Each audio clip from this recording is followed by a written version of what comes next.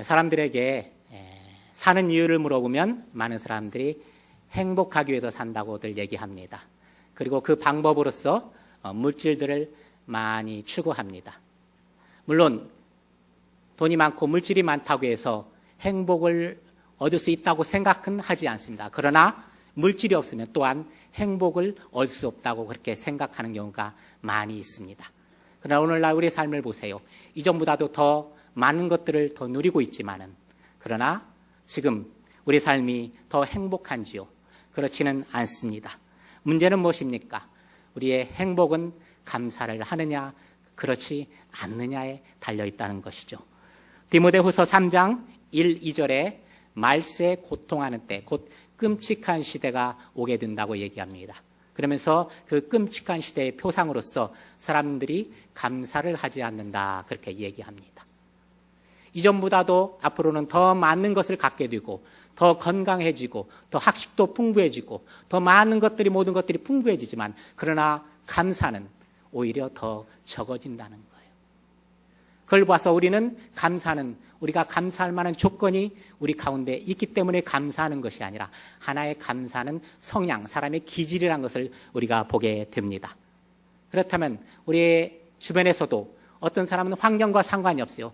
늘 입에서 감사합니다. 그러나 또 어떤 사람은 또 환경과 상관없이 늘 불평하는 사람들이 있어요. 여러분들은 다른 사람들로부터 어떤 사람이라는 얘기를 듣고 사십니까? 탈무드에서 그런 말씀이 있습니다. 어린아이에게 감사를 가르치기 전에는 결코 어떤 것도 가르치지 말라. 예, 우리 감사는 우리가 살아가면서 그냥 저절로 배우는 것이 아니고 우리가 감사도 가르침을 받아야 된다는 것이죠. 그래서 하나님께서는 오늘 맥주 감사주일에 오늘 본문을 통해서 우리에게 어떻게 감사해야 될 것인지를 가르쳐 주고 계십니다. 이제 올 한 해도 절반이 끝났죠. 네, 6개월이 지났습니다. 그리고 오늘은 맥주 감사주일로 지킵니다. 그래서 출애굽기 23장 16절에 그렇게 말씀하죠. 맥주절을 지키라. 이는 내가 수고하여 뿌린 것에 첫 열매를 거둠이니라. 이 맥주절이 여러 가지 용어로 쓰이는데요. 77절이라고도 하고 또 초실절이라고도 하고 또 오순절이라고도 합니다. 역사적인 다른 이유로 오순절은 우리가 다른 달에 지키지만 근본적으로 이 오순절 날과 맥주절은 같은 날입니다. 이 날에 맥주절에 역사적으로 수많은 일들이 일어났습니다. 그래서 하나님께서는 그 날을 기념하기를 우리가 원하시는데요. 특히 오늘 본문에 이 날을 기념하는 많은 규례들을 하나님께서 적어놓고 계십니다. 그 규례들을 통해서 우리는 하나님이 이 맥주절에 무엇을 기억하기를 원하시는지 하나님의 마음을 헤아릴 수가 있습니다. 오늘 그래서 이 규례를 통해서 우리가 맥주절에 하나님께 무엇을 기억해야 되고 무엇을 하나님께 감사해야 되는지 한번 같이 살펴보고자 합니다. 첫째로 이 맥주절에 우리가 기억하며 감사해야 할 것은 하나님께서 임마누엘 하셔서 우리와 연합, 일치, 하나가 되었음을 기억하며 감사해야 합니다. 여러분, 시내산이 어떤 장소죠? 6월절 이제 출애굽한 뒤에 딱 50일째 되는 오순절 날, 바로 이 맥주절에 이스라엘 백성이 시내산에 도착합니다. 그래서 이 시내산이 하나님과 이스라엘 백성들 가운데 무엇을 한 장소죠? 결혼 예식장이라고 말씀드렸죠. 결혼 예식장입니다. 그래서 이날에 하나님께서 이스라엘 백성에게 율법을 수여합니다. 그래서 이스라엘 백성은 이날을 오순절을 율법 수여절로 이렇게 지킵니다. 율법이 뭡니까? 하나님과 이스라엘 백성들 사이에 결혼, 계약 조건을 율법이라고 말씀드릴 수 있어요. 오늘날 이집트에도 보면은 결혼하기 전에 계약을 합니다. 남자, 신부와 신랑이죠. 두 사람이 서로 해서 계약을 해서 사인합니다. 마찬가지로 하나님도 우리 이스라엘 백성들과 이렇게 결혼 계약을 했습니다. 그래서 이 날은 그러면 무슨 날이죠? 한마디로 하나님과 이스라엘 백성이 결혼한 날이라 이렇게 볼 수 있습니다. 비로소 하나님과 이스라엘 백성이 결혼함을 통해서 이날 유대 공동체가 탄생했다고 볼 수 있습니다. 여러분, 결혼 기념일도 많이 지키시죠? 예, 왜 지킵니까? 결혼 기념일 많이 지키죠. 안 지키면 우리 남편들 혼나죠. 결혼 기념일엔 전혀 모르는 남녀가 하나가 된 날이에요. 그죠? 연합과 일치로 하나가 됐다고 이렇게 얘기합니다. 그래서 하나님도 우리가 이 결혼 기념일을 지키기를 원하셨습니다. 하나님과 우리가 하나가 되고 연합된 남편과 아내로서 하나 된 그런 날이기 때문에 하나님도 우리에게 결혼 기념일을 지키라고 한 것이죠. 우리 사도행전 2장에 보면은 오순절날 이 맥주절에 성령이 강림합니다. 그래서 우리 속에 와 계셔서 우리와 함께 가고 우리와 하나가 됩니다. 그죠? 바로 이 오순절에 성령 강림이 임했다는 것, 이 맥주절에 임했다는 것은 결코 우연이 아니란 것이죠. 하나님께서는 이 맥주절에 하나님과 우리가 하나라는 의식을 심어주기를 원하셨던 것입니다. 그래서 우리 하나님께서는 이 맥주절에 영원히 기억해야 될 것이 바로 우리와 하나님이 하나가 된 날, 일치가 된 날, 연합이 된 날, 신부와 신랑으로 하나가 된 날이라는 것을 기억하기를 원하시는 것이죠. 오늘 본문 17절에서 뭐라고 말씀합니까? 너희의 처소에서 10분의 2 에바로 만든 떡 2개를 가져다가 흔들지니, 또 19절 어린 순양 몇 마리요? 2마리를 화목제물로 바치라 얘기합니다. 떡 2덩이와 바로 숫양 2마리는 하나님과 이스라엘 백성, 하나님과 우리가 하나로 됐다는 연합과 일치를 보았다는 것을 상징합니다. 한마디로 이 맥주절은 무엇이냐? 하나님께서 우리를 신부로 맞아 주심에 대해서 감사 기념하는 날이라는 것이죠. 그래서 그 하나님께서는 그 감사 표현을 어떻게 해야 되는가? 오늘 본문에 말씀합니다. 희생제물을 드리라 이렇게 얘기합니다. 오늘 본문 18장 19절에서 번제와 속죄제, 화목제 3가지를 드리라고 합니다. 아까 말씀드렸죠. 율법이 이스라엘과 하나님 사이의 결혼 계약 조건이라고. 그때 하나님께서 이스라엘 백성에게 번제와 화목제를 드리라 얘기합니다. 뭡니까? 만약에 이 율법에 이스라엘 백성이 계약 사인을 하는데 번제와 화목제를 드려서 하는 겁니다. 만약 우리가 이 계약을 어기면은 이 번제와 화목제로 죽은 희생된 그 짐승처럼 우리의 피로 갚겠다는 그런 서약을 하는 것이죠. 그래서 이 번제와 화목제를 드립니다. 오늘 이 맥주절에 번제와 화목제를 드리는 것이 거기에 있습니다. 번제를 드린다는 것은 다시 이제 하나님이 우리의 주인으로서, 우리의 남편으로서 내가 헌신을 다짐하는 옛날의 그 약속을 다시 한번 하나님이 기억하라는 겁니다. 그리고 화목제를 드리라는 것은 하나님과 우리가 화목되어서 부부로 하나가 된 그것을 기억하며 살라는 것이죠. 그래서 하나님께서는 이렇게 번제와 화목제를 드리라 하는 겁니다. 여러분 결혼 예약할 때 서약서 갖고 계시나요 혹시? 되게 청첩장에 써 있죠. 뭐라고 써 있습니까? 비가 오나 눈이 오나 기쁠 때나 슬플 때나 건강할 때나 병들 때나. 여러분 다 서약하셨죠? 결혼하신 분들. 안 하신 분 있으세요? 서약했습니다. 그 부부가 서로 사랑이 식어지면은 이것을 다시 한번 꺼내보는 거예요. 그리고 내가 이렇게 맹세를 했구나. 그리고 잃어버린 사랑을 위해서 다시 한번 사랑으로 찾아가는 것입니다. 그래서 하나가 되고 연합을 이루는 거예요. 바로 이 맥주절에 우리가 하나님을 찾아가는 것입니다. 지금까지 6개월 동안 우리가 하나님을 떠나서 세상 우상을 사랑하며 우리가 살았다면 이제 그 모든 것 다 버리고 우리의 주인 되고 남편 되신 하나님을 찾아가는 겁니다. 잃어버렸던 사랑을 다시 회복하는 거예요. 하나님과 처음 내가 가졌던 그 첫사랑을 다시 한번 회복하는 겁니다. 미지근한 신앙 열심을 다시 한번 회복하는 것이 이 맥주절이에요. 내가 지난 6개월 동안 내가 기도를 쉬었다면 이제 다시 한번 이 맥주절에 다시 한번 하나님께 나와서 기도를 통해서 하나님과 관계를 회복하는 것.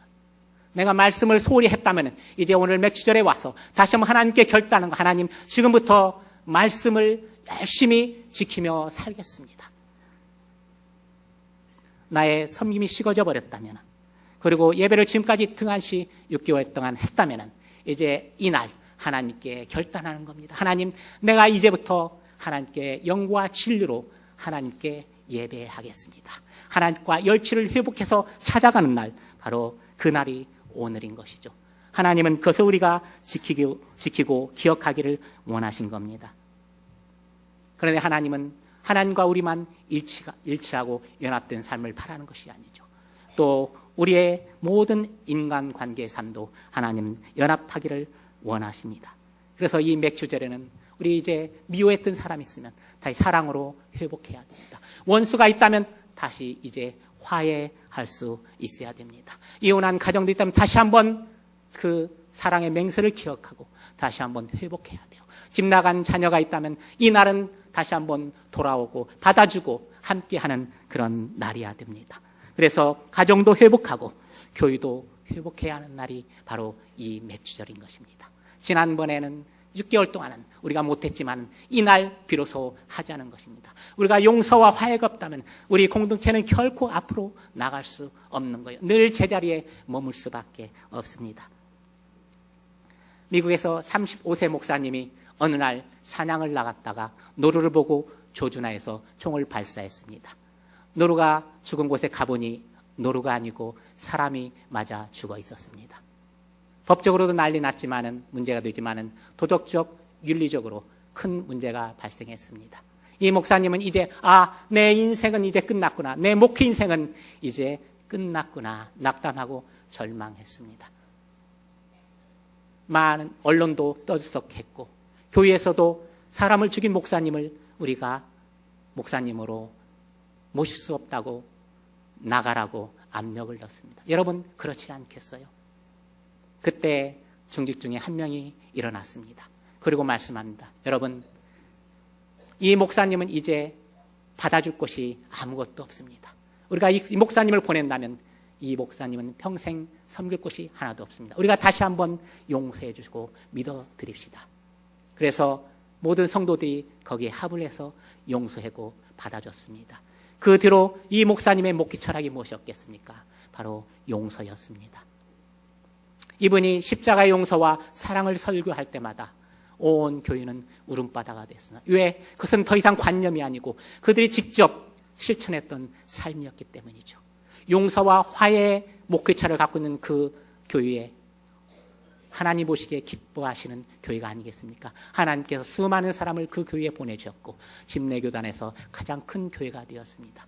그 목사님 미국 침례교단의 총회장을 지냈고 세계 침례교단의 총재까지 역임하게 하나님께서 해주셨고 그분이 바로 54권의 책을 저술한 크레스웰 목사님입니다. 여러분 용서하지 않았다면 그 교회는 분열되었을 거예요. 그렇지만 용서를 통해서 그 교회는 하나가 되었고 더 아름다운 모습으로 전진할 수 있었다는 것이죠. 오늘날 우리가 이러한 것을 보여줘야 됩니다. 우리 부부 가운데 또 부모와 자녀 가운데 우리 교회에서도 우리가 실수하고 또 나를 상처 줬던 사람, 나에게 피해를 줬던 사람, 이제 지난 6개월 동안 우리가 용서하지 못했다면 이제 다시 받아들이자는 겁니다. 그래야만이 우리가 하나가 될 수 있고 우리가 앞으로 전진할 수 있습니다. 내가 용서하고 화해하지 않으면 나도 전진할 수 없고 다른 사람도 전진할 수 없어요. 여러분 내 팔이 나에게 해를 끼쳤다고 내 팔 자를 수 없지 않습니까? 이 팔은 내 지체고 우리 교회 성도들은 바로 나와 같은 한 지체임을 우리가 기억해야 됩니다. 맥주절에 율법이 내려옴으로 유대 공동체가 형성됐어요. 신약 똑같은 오순절 이 맥주절에 성령 강림이 임함으로 바로 교회의 공동체가 형성이 됐습니다. 그러나 사탄은 늘 이 공동체를 깨우자 합니다. 그것이 사탄이 바로 교회를 무너뜨리는 가장 효과적인 방법이죠. 그래서 분열과 분열을 일으키고자 합니다. 그래서 우리 예수님께서 그걸 아시고 예수님께서 이 땅을 떠나기 전 마지막 대제사장적 기도로 요한복음 17장에서 우리 주님은 하나님께 간절히 기도합니다. 모든 성도들이 하나가 되도록 하나님과 예수님이 하나가 된 것처럼 다 하나가 되고 사랑으로 하나가 되기를 간절히 기도한 것을 볼 수 있어요. 분열은 멸망을 일으키지만 하나는 앞으로 전진하게 합니다. 15세기에 한 신부님이 물을 떠놓고 세례식을 거행하기 위해서 간절히 기도해서 그 물이 성수로 변했습니다. 가톨릭은 그렇게 믿죠. 성수로 되었는데 문제는 갑자기 어디에서 파리 한 마리가 날아와 이 물에 쏙 빠져버렸습니다. 그러면 이제 어떻게 됩니까? 문제가 일어났습니다. 어떤 신부님들은 이 거룩한 물이 파리 때문에 오염되었다는 성수 오염파가 하나 생기가 되었고 또 한 파는 이 파리가 거룩한 물에 빠졌으니 이 파리가 성화가 되었다는 파리 성화파가 나눠지게 됐어요. 참 우습죠. 그러나 하나님 보시기에는 우리도 이 땅에서 이와 비슷한 우스운 일들을 많이 한다는 것입니다. 결국 그래서 어떻게 됐습니까? 1453년 그들이 그걸로 투쟁하며 분열되었을 때 그 해에 이슬람이 이 동로마 제국에 침입해서 콘스탄티노플 수도가 함락되고 결국 2000년, 2200여 년 동안 지탱해 오던 이 로마 제국이 멸망하고 맙니다. 사단이 이것을 지금도 원하는 것입니다. 우리는 주님께서 성령에 하나 되게 하신 것을 힘써 지켜가야 되는 것이죠. 여러분, 믿음이 있다고 우리가 소망을 갖고 있다고 이 교회 공동체는 하나가 안 돼요. 교회 공동체를 지탱하는 것은 사랑입니다. 교회에 보면 기둥이 있죠. 바로 이것이 사랑입니다. 그래서 이 사랑, 우리 홍익 공동체에 사랑이 있는가 다시 한번 점검해 봐야 됩니다. 우리 약한 사람이 너무나 많아요. 강자와 약자와 있는 자와 없는 자, 학식 있는 자와 학식 없는 자, 그리고 건강한 사람과 그렇지 않은 사람, 연세가 많은 사람과 젊은이들, 서로 우리가 함께 되고 하나가 될 수 있어야 하는 겁니다. 서로 사랑으로 하나가 되어야 되는 거죠. 은사가 있는 사람과 없는 사람, 서로 무시할 것이 아니고 중직과 또 일반 성도들, 그리고 각 부서와 기관들이 서로 이기심만이 보여줄 것이 아니라 우리가 하나를 보여줘야 한다는 것이죠.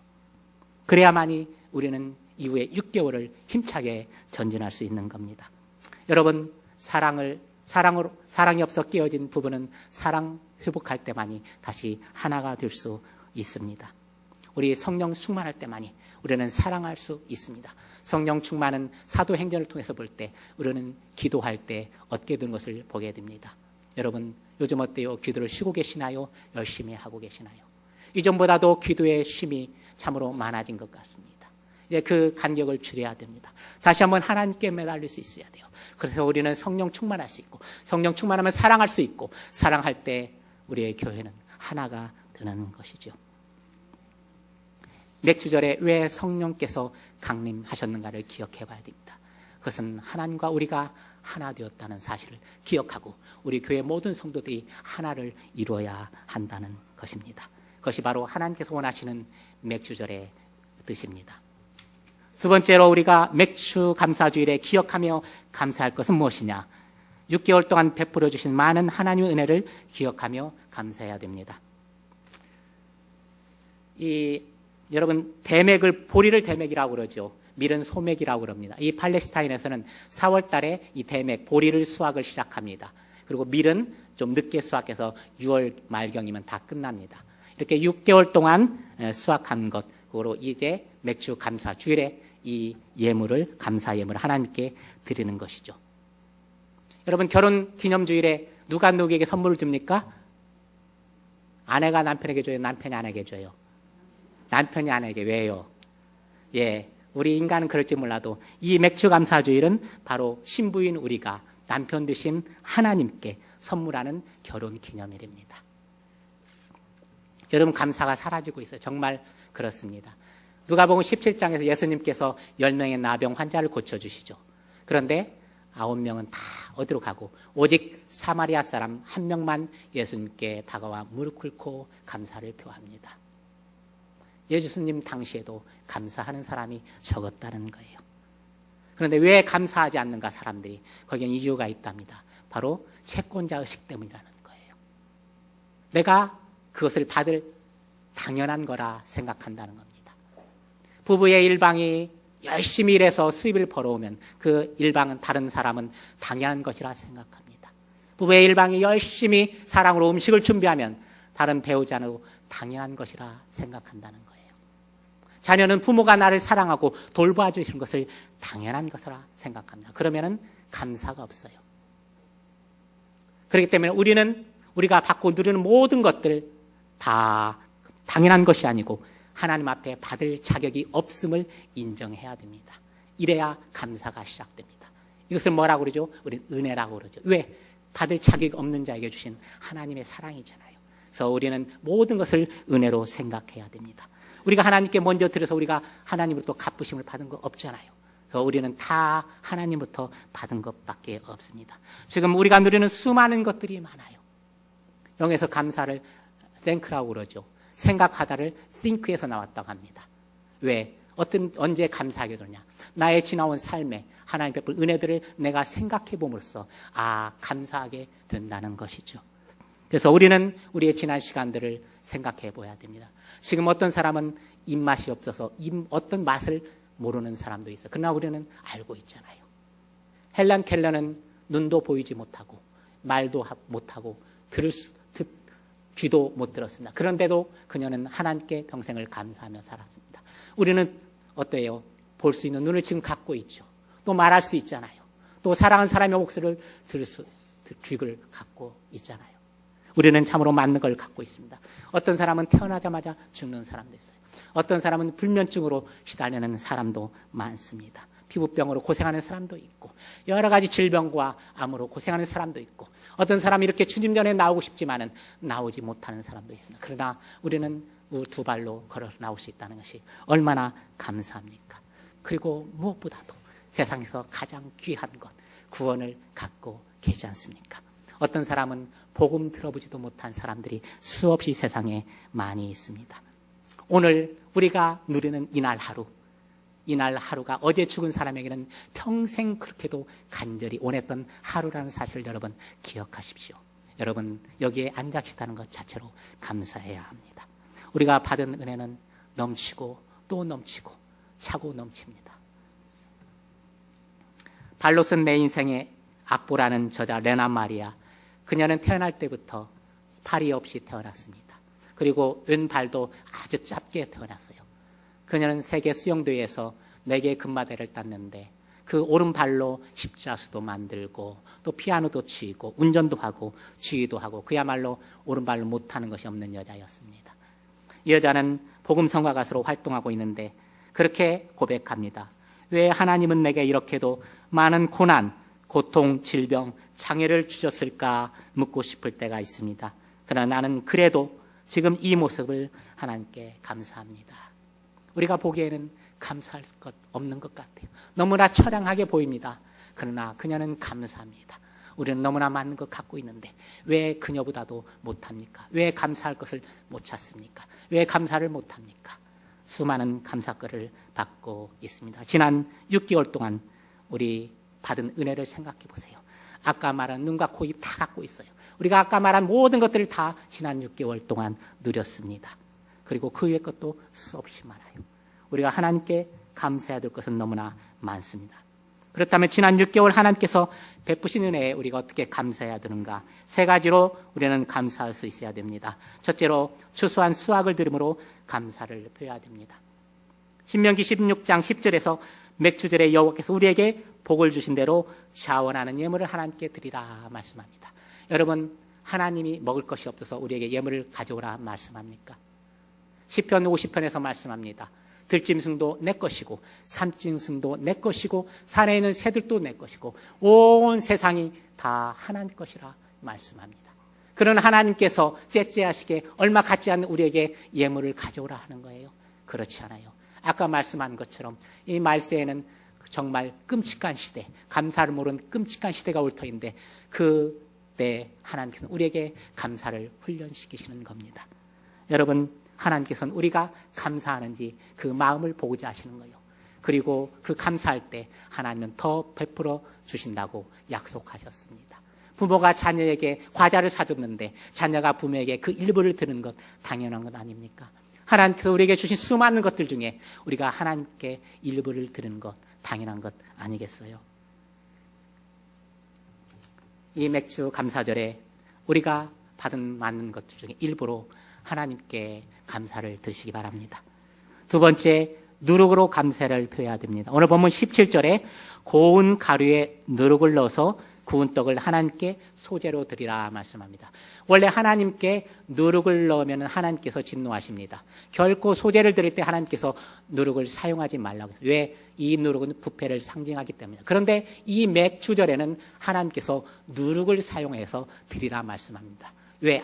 아무 이유가 없는 것이 아니라 거기에는 반드시 이유가 있습니다.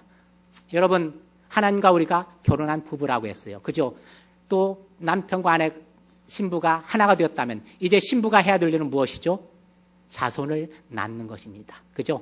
남자는 못 낳죠. 신부는 자손을 낳는 것입니다. 하나님과 우리가 한 부가 됐다면 우리는 이제 자손을 낳아야 되는 것이죠. 그래서 누룩을 쓰라는 겁니다. 누룩은 번성과 확산을 상징합니다.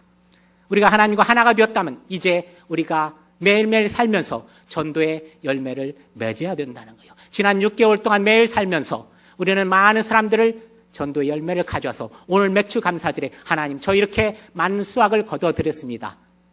많이 나았습니다.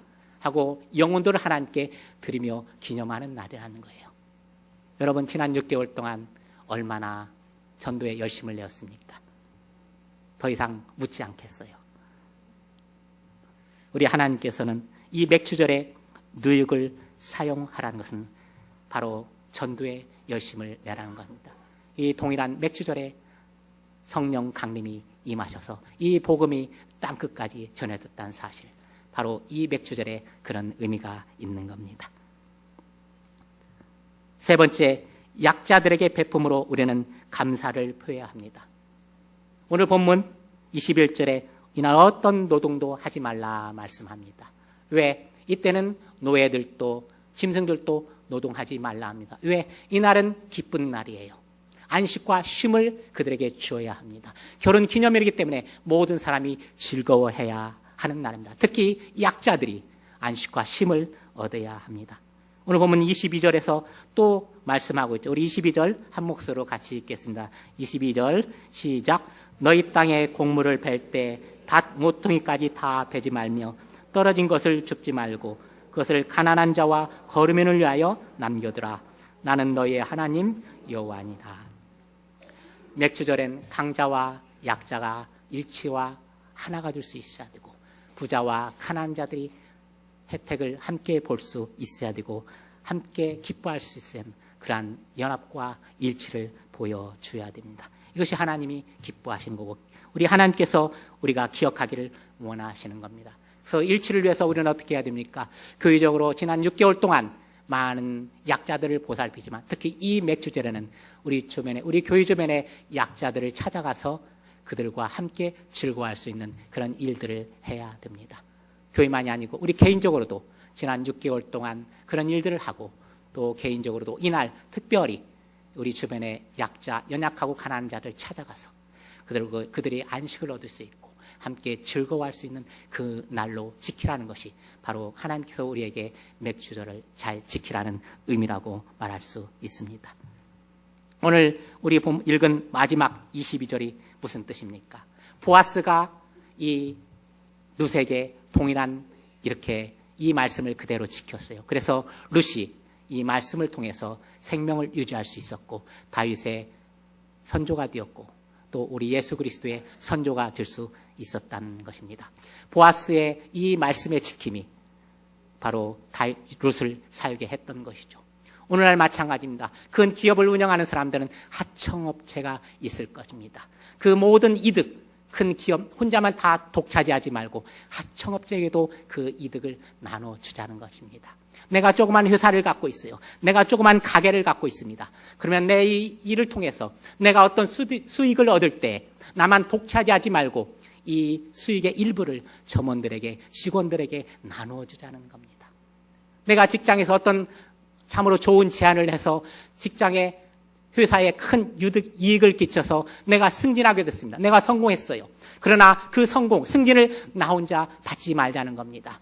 나만 했다고 하지 말고 내 주변의 동료들도 이렇게 같이 했다고 이 사람들에게 어느 정도 상신함을 통해서 내가 승진을 나만 누리지 말고 그들도 어느 정도 함께 누리자는 겁니다. 나만 독식하면 그들이 시기와 질투하지만은 그러나 내게 그들과 함께 조금이라도 나눠줄 때 그들도 함께 즐거워할 수 있는 거예요. 그것이 바로 22절의 의미입니다.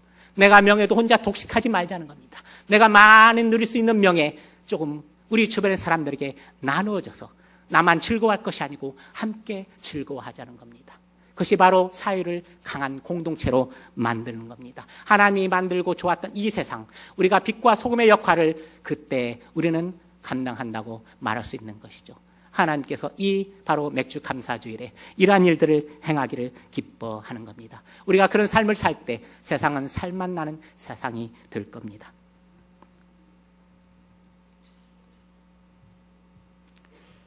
우리 조금 천천히 갔으면 좋겠어요. 빨리 가서 뭐 하겠습니까, 여러분? 뭘 하려고 그렇게 빨리 갑니까? 빨리 가면 우리 주변에 아무것도 보이지 않아요. 그러나 여행할 때 많이 써 있죠. 지방도 여행해봤는데 이번에 보니까 천천히 가면 아름다운 경치들이 보입니다. 그러더라고요. 내가 천천히 갈 때 좀 내 주변에 사람들이 보이기 시작하는 거예요. 내가 갈 때 따라오지 못하는 약자가 있음을 보게 되고, 내가 갈 때 지쳐지는 사람들이 있음을 보고 연약하고 가난한 사람들이 있음을 보게 된다는 겁니다. 그때 나 혼자만 가지 말고 그들과 함께 가자는 것입니다. 여러분, 가정에서 장애가 있으면 그 장애아 내치고 갑니까?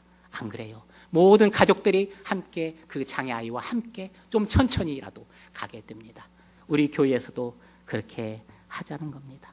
우리 교회도 좀 내 주변을 살펴보고 약자가 있다면 함께 더불어 갈 수 있도록 하자는 것입니다. 이것이 바로 맥주절에 하나님께서 원하시는 것이죠. 결론을 맺고자 합니다.